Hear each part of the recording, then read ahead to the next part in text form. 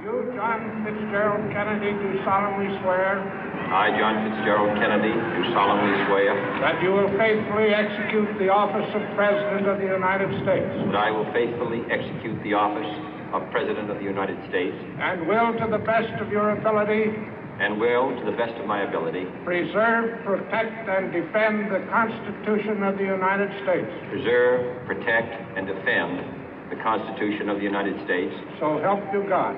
So help me God.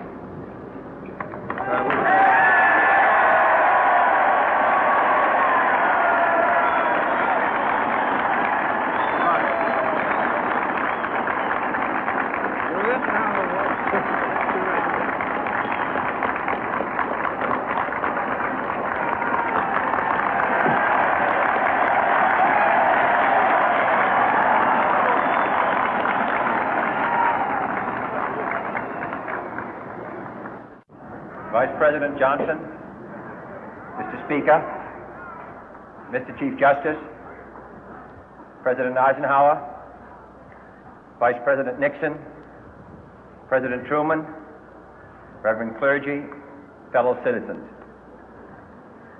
We observe today not a victory of party, but a celebration of freedom, symbolizing an end as well as a beginning, signifying renewal as well as change. For I have sworn before you and Almighty God the same solemn oath our forebears prescribed nearly a century and 3/4 ago. The world is very different now, for man holds in his mortal hands the power to abolish all forms of human poverty and all forms of human life. And yet the same revolutionary beliefs for which our forebears fought are still at issue around the globe.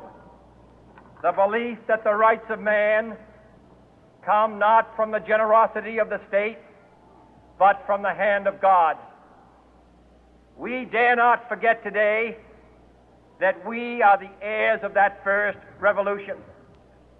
Let the word go forth from this time and place to friend and foe alike that the torch has been passed to a new generation of Americans born in this century, tempered by war, disciplined by a hard and bitter peace, proud of our ancient heritage, and unwilling to witness or permit the slow undoing of those human rights to which this nation has always been committed and to which we are committed today at home and around the world.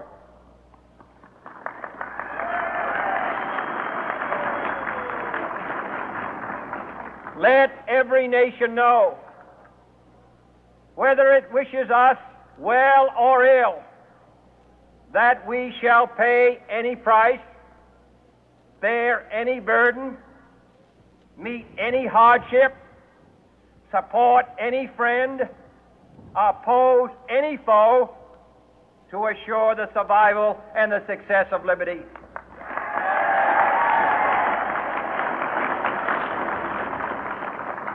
This much we pledge and more. To those old allies whose cultural and spiritual origins we share, we pledge the loyalty of faithful friends. United, there is little we cannot do in a host of cooperative ventures. Divided, there is little we can do, for we dare not meet a powerful challenge at odds and split asunder. To those new states whom we welcome to the ranks of the free, we pledge our word that one form of colonial control shall not have passed away, merely to be replaced by a far more iron tyranny. We shall not always expect to find them supporting our view, but we shall always hope to find them strongly supporting their own freedom, and to remember that in the past, those who foolishly sought power by riding the back of the tiger ended up inside.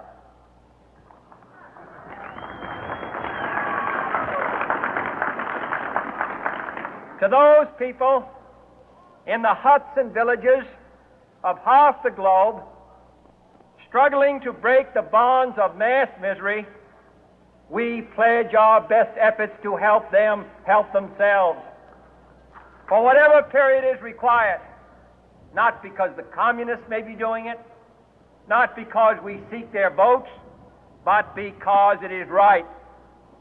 If a free society cannot help the many who are poor, it cannot save the few who are rich.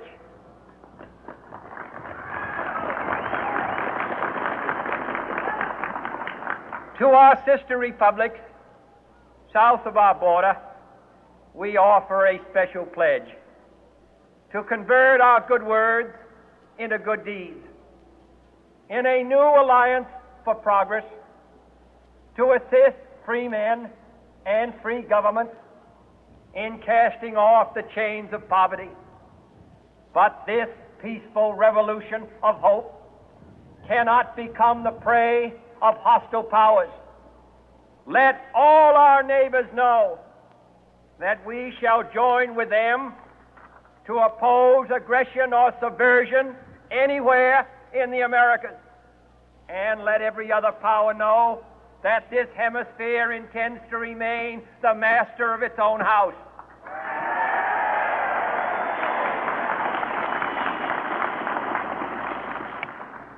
To that World Assembly of Sovereign States, the United Nations, our last best hope, in an age where the instruments of war have far outpaced the instruments of peace, we renew our pledge of support to prevent it from becoming merely a forum for invective, to strengthen its shield of the new and the weak, and to enlarge the area in which its writ may run.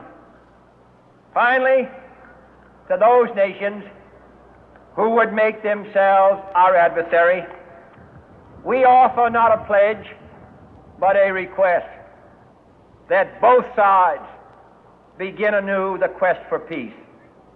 Before the dark powers of destruction, unleashed by science, engulf all humanity in planned or accidental self-destruction, we dare not tempt them with weakness, for only when our arms are sufficient beyond doubt can we be certain beyond doubt that they will never be employed.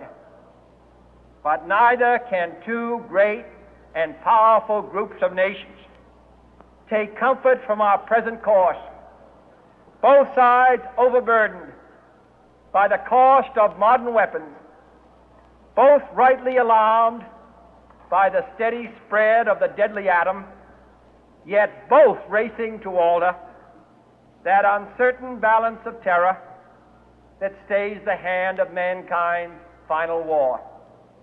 So let us begin anew, remembering on both sides that civility is not a sign of weakness, and sincerity is always subject to proof. Let us never negotiate out of fear, but let us never fear to negotiate.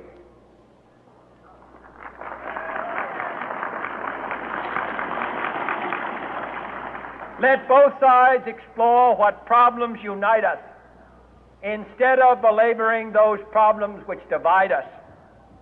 Let both sides, for the first time, formulate serious and precise proposals for the inspection and control of arms, and bring the absolute power to destroy other nations under the absolute control of all nations.